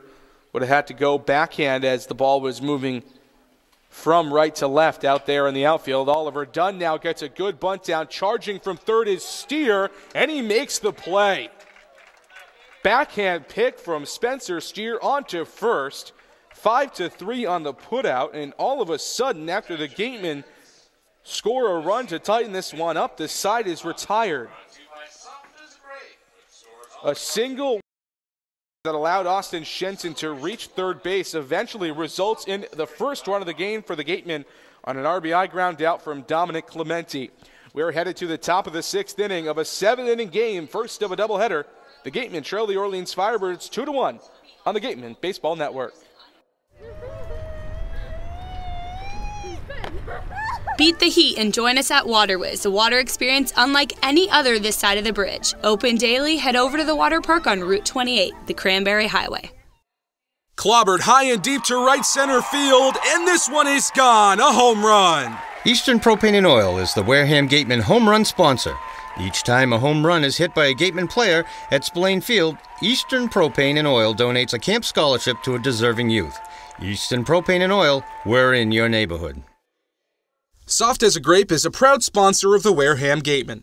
Soft as a Grape has 10 retail locations on Cape Cod, so even when you're cheering on your Gatemen at any away games, stop into a Soft as a Grape store for the best Cape Cod products. Stores located in Falmouth, Mashpee, Woods Hole, Hyannis, Chatham, Provincetown, Edgartown, Oak Bluffs, and Vineyard Haven. From beach day to every day, Soft as a Grape has you covered.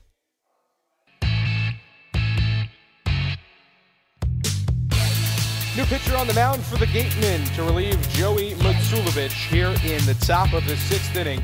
It's the right-hander from Albany, Dominic Savino. This pitching change is brought to you by the Bay Point Club, Onset's 18-hole championship golf course with a driving range open 7 days a week and senior discounts on. We are always welcome to the public, so go, get to the point.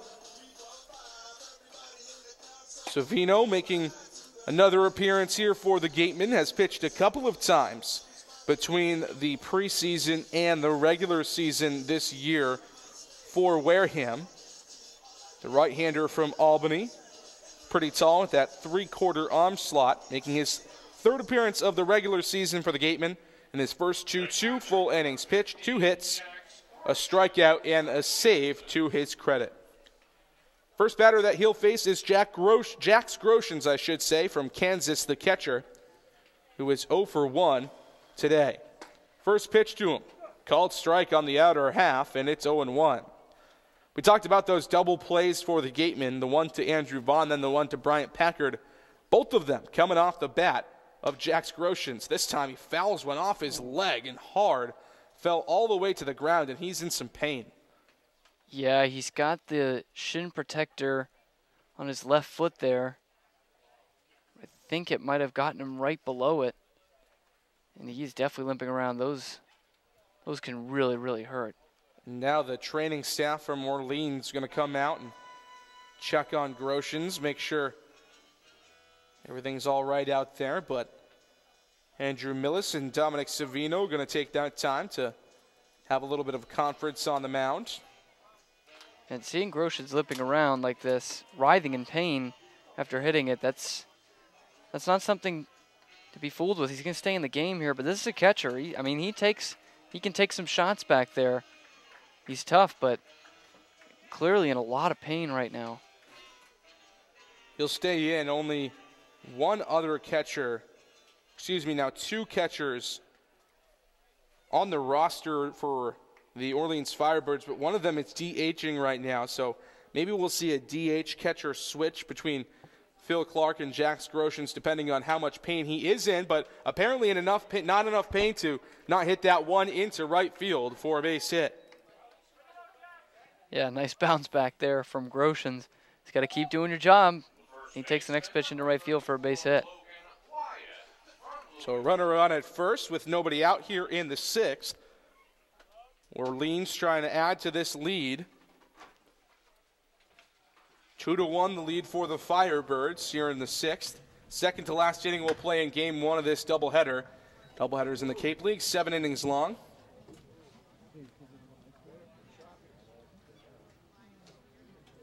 Savino trying to settle in on the mound here. Final line on Joey Matulovic. 5 innings, 5 hits, 2 runs, only one of them earned. Remember, the first run of the game coming in off an error from Austin Shenton. McAfee reached on the error, so that means that the run is unearned to Matulovic. The other run coming in on an RBI single from Sal Gazzo, or excuse me, RBI fielder's choice from Pat DeMarco back in the 5th.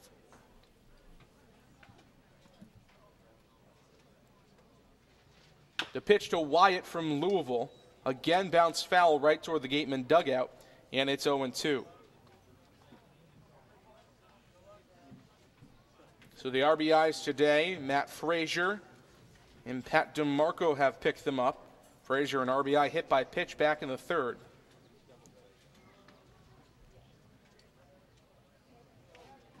Savino throws over. Back in plenty of time, though, is Jax Groshans.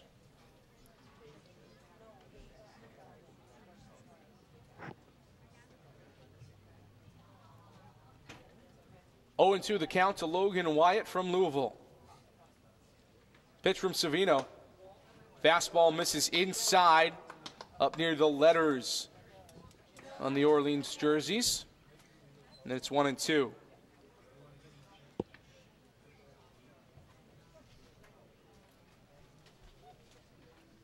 One-two from Savino. Misses inside. Good stop by Millis. And actually, it's going to hit him. Second hit by pitch of the day for the Wareham pitching staff. And much like the first time, Don Sneddon going to come out and have a talk with the home plate umpire.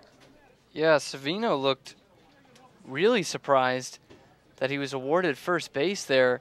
It's a little tougher from our vantage point because it looked like, if anything, it was that front foot. But he's confused, Don Sneddon's confused, and he's not very happy this time. A little bit more steam this time around. Argument with the umpire. Haven't seen Sneddon get quite this riled up this season thus far here in game number 6, but again, he'll walk back to the dugout, still chirping as he heads back there. Runners at first and second, nobody out. Carter Aldretti, the left fielder from Arizona State, steps in. He's 0 for 2 today with a pair of strikeouts, both coming against Matulovic. Savino trying to do a similar, or have a similar result this time around. Pitch to Aldretti, misses in the dirt and low, and now Drew Millis will go out and have a chat with the right-hander Savino.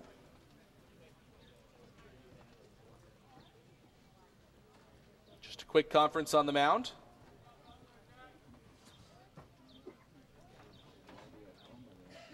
It's been a bit of a weird half inning offensively for Orleans. Jax Groshans fouls one off his legs in a lot of pain, comes back next pitch, singles into right field. Then a bit of a phantom hit by pitch as this one is lined into left field and down for a base hit. Base is loaded now for Orleans, and Savino struggling with the command bit here on the mound.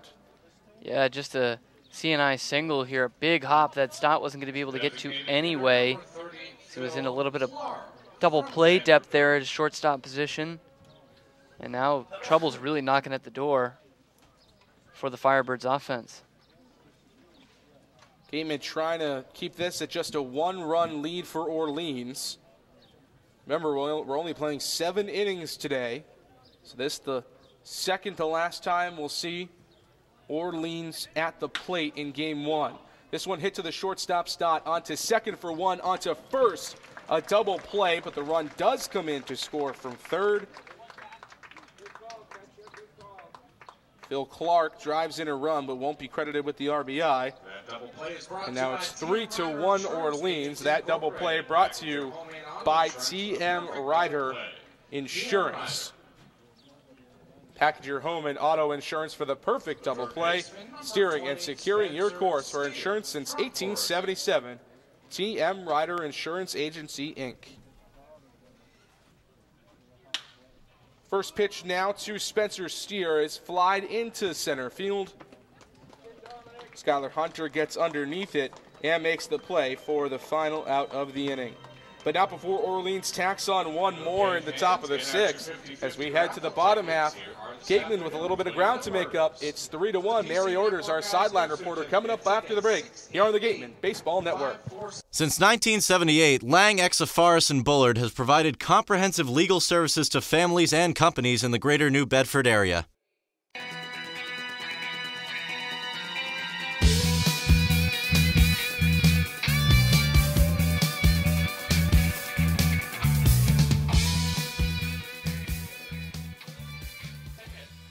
Welcome back to the Gatemen Baseball Network. I'm Mary Orders here to give you the scores from around the league. In the first game of a doubleheader, the Cotuit Kettleers topped the Yarmouth Dennis Red Sox 5-4. Now in the second game, they are in the top of the second, and Cotuit is up 1-0. The Harwich Mariners visited Falmouth to take on the Commodores. The Mariners smoked the Doors 8-0. The team was led by Zach Watson with 3 hits and 3 RBIs. The second half of their doubleheader begins at 6 p.m. In the top of the 7th, the Brewster Whitecaps are tied 3-3 with the Hyannis Hawks. And in the top of the 5th, the Chatham Anglers are tied 2-2 with the Bourne Braves. Both Brewster vs. Hyannis and Chatham vs. Bourne have doubleheaders starting at 6 p.m. and 7 p.m. respectively. With the scores from around the league, I'm Mary Orders. Back to you guys. Thank you very much, Mary. Back at Spillane Field, the Gatemen trying to at least cut into this lead here for the Orleans Firebirds, and it's a good guy to start it off with. It'll be first baseman Andrew Vaughn to lead off this half inning for the Gatemen. What do the Gatemen have to do better here, Cam, to try and get back in this one? They've got to get some guys on base. They've got to put some pressures on this Orleans pitching staff. The one run they scored today was off a ground out after Austin Shenton hit a triple, so they haven't had to pitch much with guys on base. So we were talking about in the pregame, that 2-out hitting with guys in scoring position. Got to get there first. First pitch to Vaughn, in the strike zone for a called strike, and it's 0-1.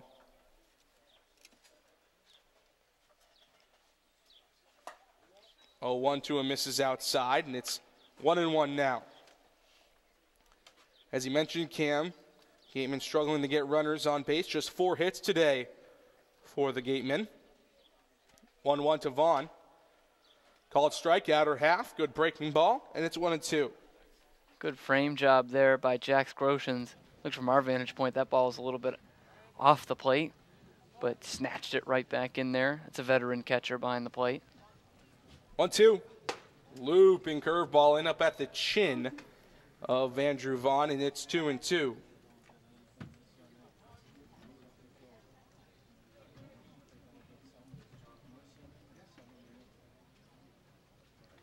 Two and two the count from Jovan. Here's the pitch. Breaking ball up at the letters, misses high, and it's 3-2 to Vaughn.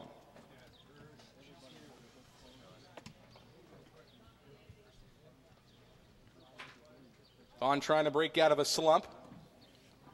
0 for his last 5, including a walk between today and yesterday. 0 for 3 yesterday, 0 for 2 today. Has grounded out twice in this game. 3-2, the pitch. Waved on and missed. Andrew Vaughn set down on strikes. The first strikeout of the day for Kenyon Jovan. That'll give way to Brian Packard. Another time that Vaughn looks off balance there. Changeup dropping into the zone. And he's put himself behind. He's been behind early in the counts a lot in this stretch that we're talking about, the last game and a half. He's been down 0-2, 1-2 quite a few times. First pitch to Brian Packard, waved on and missed. Good changeup out in front of it on its own 1. Packard 0 for 2 today, struck out swinging in the second and then popped out to the shortstop, Salgazzo, back in the 4th. Jovan steps off the mound. 0-1 the count to the right-hander, to the left-hander, Brian Packard from the right-hander, Jovan. 0-1 nearly comes in and gets him. Packard spins out of the way, and it's 1-1 now.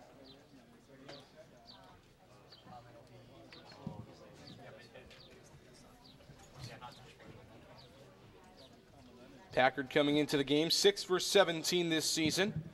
That number now up to 6 for 19 as another pitch misses inside, and it's 2-1. Talked about how Packard has made some nice contact the last couple of games. Haven't seen solid contact from him today. Strikeout and a lazy pop out into the infield. 2-1's fouled off, it's 2-2. But we know Packard knows how to hit. Baseball America first team All-American this season, an alternate on Team USA. First team All-American Athletic Conference. This season, the AAC with the East Carolina Pirates. Had a really great season at ECU, over 400 batting average. Slugging percentage also very high at 680. The OPS up into the 1100s. 2-2 the count. Kenyon Jovan comes set, the pitch waved on and missed. Back-to-back strikeouts of probably the 2 best hitters on this team for Kenyon Jovan to start the 6th. And that'll give way to Parker Phillips, who is 0 for 1 today. Yeah, and Jovan making both those hitters look foolish. Is that one another breaking pitch, breaking away from the lefty? We saw that from Ornito, the starter, as well. But that one was just nasty with 2 strikes. Jovan in his 2nd inning of work has allowed 1 unearned run this so far today. First pitch to Parker Phillips, misses outside in a breaking ball, and it's 1-0.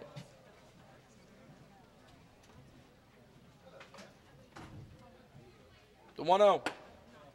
Swung on and missed, behind on the fastball, and we've seen that be a common trend today for the Gatemen, and it's 1-1. Yeah, and we're about to complete today 7-game and 6-day stretch, so that might be starting to wear on these guys. First time with wood bats, first time playing a schedule like this. 1-1 popped up into foul territory, but it's going to get out toward the batting cages down the first base line, and it's 1-2.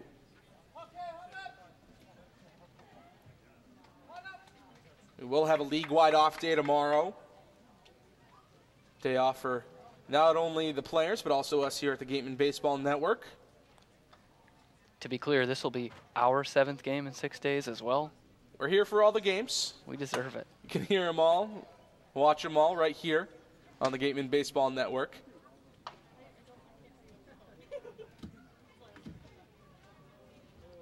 Our entire crew has been working incredibly hard through the first couple of games of the Cape League season. We're also trying to get adjusted. 1-2 is swung on and missed. Strike out the side in order.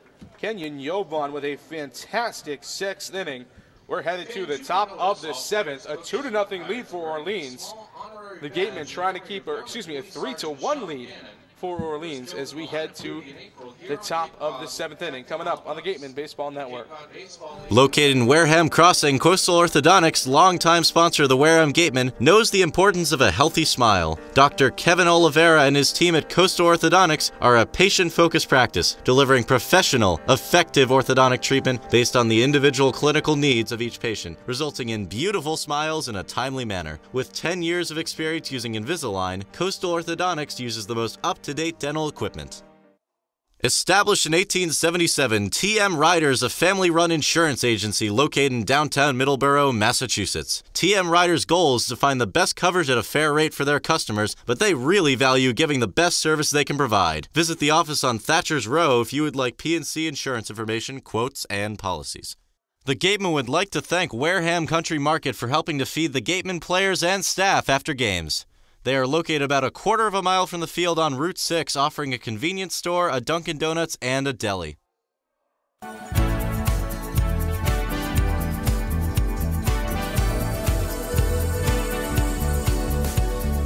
Another pitching change for the Gatemen here in the top of the 7th inning, and as always, this pitching change is brought to you by the Bay Point Club. Onset's 18-hole champion. With the driving range open 7 days a week and senior discounts offered every day, we're always open to the public. So go, get to the point. Tommy Miller making his 3rd appearance of the season for the Gatemen. The Gatemen, left-hander from Siena. Through those 2 innings pitched, 1 full inning recorded, 2 hits, a run. It was earned, 2 walks and a strikeout. The ERA at 9.00, but this early in the season, ERA does not mean much, especially in the Cape Cod Baseball League. First batter that he'll face is Quincy McAfee, the second baseman from Pepperdine, who's 0 for 2 with a run scored today after reaching on an error from Austin Shenton back in the 3rd and getting this game off to a good start for the Firebirds. Since then, he flied out to center field in the 5th. First pitch to him from the left-hander Miller is outside, and it's 1-0. Miller this season with the Siena Saints, a 3.70 ERA in 15 starts. 1-0, called strike on the outer half. 1-1. 104 and 2/3 innings pitched, led the Saints in both ERA and innings pitched this season. So a workhorse kind of guy working out of the bullpen for the first time this year in 2018.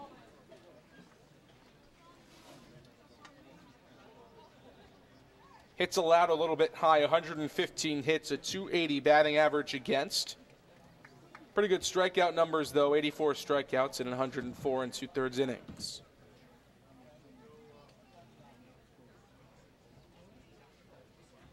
One and two the count to Quincy McAfee. The pitch inside in the dirt. Good stop by Millis, even though nobody's on to advance, and it's 2-2.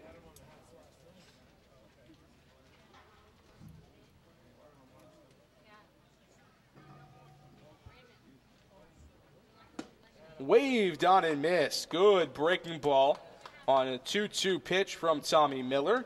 Quincy McAfee down on strikes, and as always, that strikeout from Gatemen pitching brought to you by Lang, Exafaris, and Bullard, the official strikeout sponsor of your Wareham Gatemen. Miller came into the game to replace Dominic Savino, the final line on the right-hander from Albany. 1 inning, 2 hits, an earned run, no strikeouts. First pitch to Salgazzo from Tulane is a called strike on the outer half, and it's 0-1. Scazzo 2 for 2 today. Bunt single in the 3rd, and then a single in the 5th. This one, another one into left field, down for a base hit. He's now 3 for 3 today with a trio of singles. And each a little bit different from the last, JD, as this one jams him on the inside, lefty on righty matchup. Is able to fist that one just over Shenton, who was playing a little bit shallow at third base, but I don't know if he'd be able to get to that one anyway. So Salgazzo on with a 1-out single, and now the top of the order, Pat DeMarco from Vandian to face the left-hander Tommy Miller. Good pitch from him on the inner half, and it's 0-1.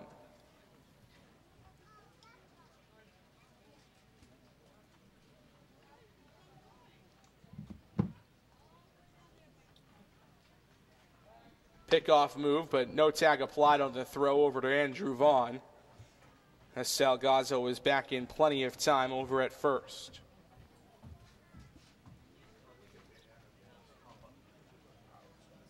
Miller working from the stretch. 0-1 is popped up foul, and it's quickly 0-2. 3-1 Orleans. Top of the 7th inning, final inning of game number 1 of this doubleheader. Gatemen trying to avoid dropping back-to-back games after the loss yesterday against Harwich. A big part of trying to make that comeback tonight rests in the hand of Tommy Miller. Another throw over, but still nothing doing. Gatemen trying to keep it at just a 2-run lead. The offense has sputtered a bit today, so anything larger than that would be a bit of a problem for Wareham. 0-2. Upstairs and outside, maybe a little bit of a pitch out that time. Still keeping a close eye on Gazzo there at first. And it's 1-2.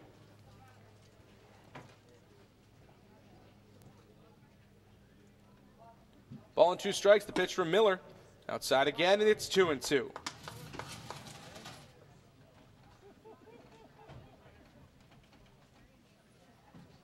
Matt Frazier, the right fielder from Arizona, waits on deck. Should Pat DeMarco find a way to not bounce into a double play here. 2-2 the count. Miller gets a sign he likes, and now a timeout is going to be called by Drew Millis. Come out from behind the plate and chat things over here with Tommy Miller. It's a very quick conference. Yeah, maybe just trying to get some signs mixed up. Don't know why. Only a man at first base, not second. But as you said, very quick, so seem to be on the same page here. 2-2 the count, 1 out. Top of the 7th. Run around at first. The pitch from Miller. Swung on, roped into foul territory down the left field line. And it looks like it might have sawed off a bit of the bat that time, as DeMarco will go get a new piece of lumber from the dugout. Could almost hear the hollow crack that time. Wasn't quite splintered off, but certainly unusable. 2-2 the count once again to Pat DeMarco. Runner on at first is Salgazzo. Throw over again. Gazzo back in, sliding in head first.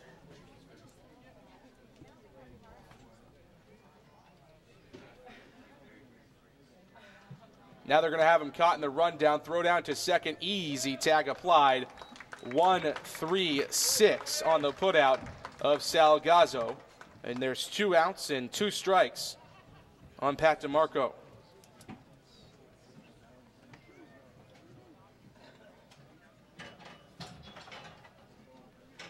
Gatemen defense has stepped up today. The offense has been a bit lacking. Although the first run of the day was courtesy of an error from Austin Shenton. 2-2. This is way up high and outside as well, and it's 3-2.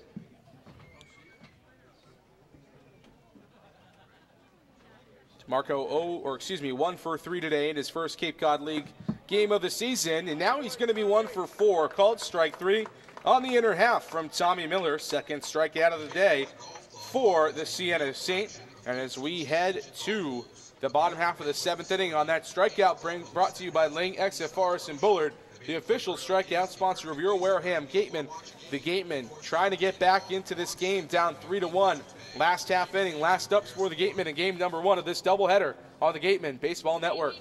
The Mezzaluna restaurant is a third-generation family-run Italian restaurant celebrating 80 years in business. Located on Main Street in Buzzards Bay at the foot of the Bourne Bridge, Mezzaluna specializes in Italian cuisine, seafood, steaks, and chops, and offers fresh nightly specials, a lunch menu that's the best deal in town, and serving Cape Cod's famous prime rib every Wednesday and Saturday. Enjoy outside dining in the summer months and a full bar and lounge area year-round. Book your private function in one of our many function rooms. Although reservations are not required, they are always recommended. Come enjoy the feast at Mezzaluna, the Italian family restaurant. For a nostalgic Cape Cod vacation experience, head to Bay Motor Inn, where guests are treated like family. Located in the heart of Buzzards Bay Village, this 1950-style cottage colony still provides you with up-to-date amenities. The Gatemen thank the Bay Motor Inn for their support. Head on over to BB's Bar and Grill for food, drinks, and fun. Located just off Cranberry Highway, come in to sample the scrumptious fare or relax with a drink while enjoying live entertainment. The Gatemen thank BB's Bar and Grill for their support.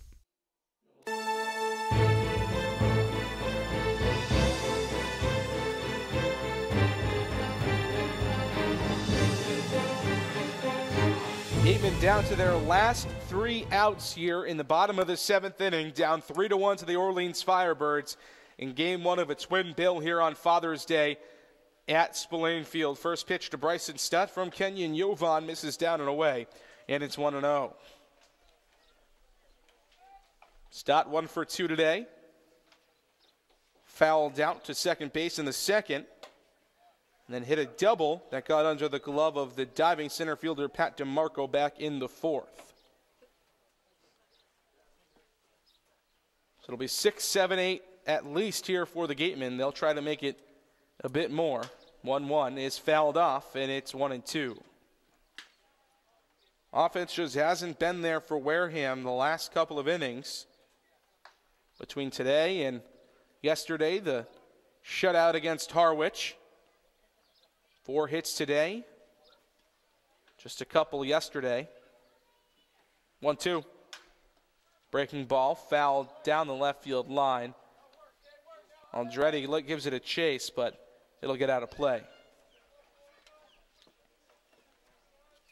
The Gatemen haven't scored since all the way back in the 7th inning against the Falmouth Commodores on Friday afternoon. 1-2. Swung on, hit towards shortstop, and it's going to get past him and into left field, a base hit. So Bryson Stutt does a good job. Gets on base to start the inning, and there's a runner on at first and nobody out for Andrew Millis.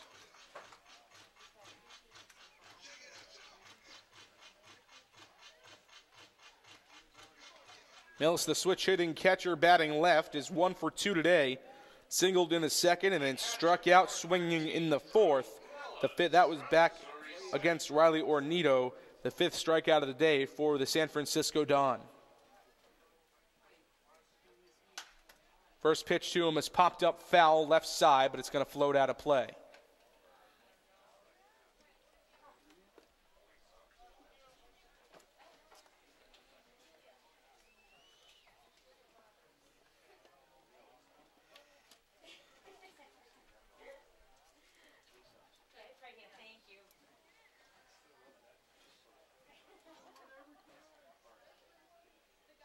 Oh, 1 to Millis, popped back toward us, and it's 0-2. So the shutout yesterday against Harwich and only 1 run today. Back in the 5th inning as Austin Shenton scored on an RBI ground out from Dominic Clementi. 3-1 Orleans, top 7. Gatemen down to their final 3 outs. Tying run in the batter's box. 0-2. Swung on, hit under the glove of the first baseman and into right field, a base hit. Stott around second. He'll chug into third easily standing up. A big hit from Drew Millis. He's 2 for 3 today with a pair of singles. So runners at the corners and nobody out for the dangerous Austin Shenton. Finally something starting to get going here for the Gatemen. Back-to-back singles towards that right side. All of a sudden, that tying run's on base here for Wareham. Tying run on at first base. Winning run in the batter's box in the form of Austin Shenton. Home run would end it here, and Shenton does have some power. Hasn't flashed it quite yet with the Gatemen, but this season, 9 home runs with Florida International. First pitch to him here. Looping curveball drops in below the knees. And it's 1-0. Shenton, a single that he actually ended up reaching third base on off a pair of errors from Matt Frazier in his last at-bat back in the 5th. 1-0. Misses inside. Gets behind Jax Groshans, but no advance from the Gatemen base runners.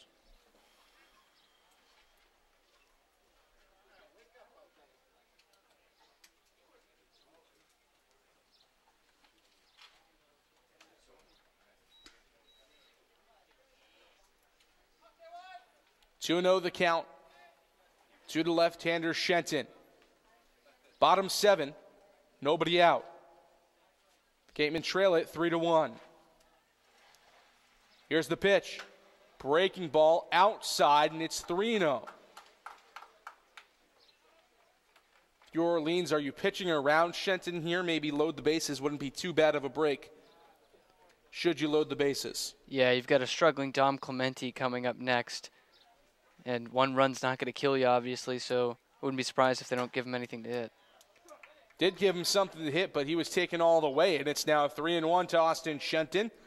Dominic Clemente, the right fielder from Michigan, in the on-deck circle. Also behind him, a dangerous Skylar Hunter, but a tough day today at the plate, 0 for 3. 3-1 the count to the left-handed hitting Shenton. The pitch. Swung on, drilled into deep right field at the track, at the wall, and it's gone! A walk-off home run for the Gatemen. Austin Shenton wins it for Wareham.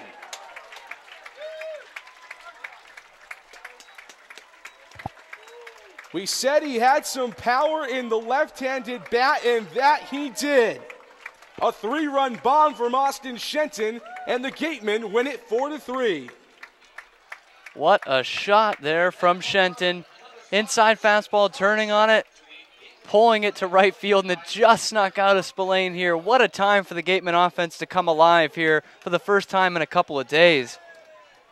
Austin Shenton delivers in the clutch. Did not get the start yesterday after hurting his knee against Falmouth, but delivers in a big way here.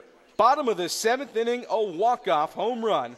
Brought to you, as always, by Eastern Propane and Oil. With that home run, another scholarship for the Gatemen Youth Clinic donated by Eastern Propane and Oil. What a game for the Gatemen. Offense asleep most of the day, and then they explode, as always, in the late innings. That's what we call stealing one right there, JD. They absolutely stole that ball game. Looked dire. We were talking about pitching around Shenton and thinking just 1 run's not going to kill you. And Shenton says, I'm going to end this discussion real quick. 3-run walk-off homer to end things here today for Game 1. 1 run might not kill you, but 3 will in this situation. 2nd walk-off of this season for the Wareham Gatemen, but we've still got 1 more game to play today. 2nd game of a twin bill coming up about 30 or 40 minutes from now. We'll have it for you here on the Gatemen Baseball Network. We'll have Cam Stewart on play-by-play with Henrique DeMore on color. Well, that'll do it for Game 1 for Spillane Field. A fantastic win, a walk-off win for the Wareham Gatemen. Austin Shenton ends it in the bottom of the 7th with a 3-run jack. We'll be back for Game 2 in just about half an hour or so coming up on the Gatemen Baseball Network.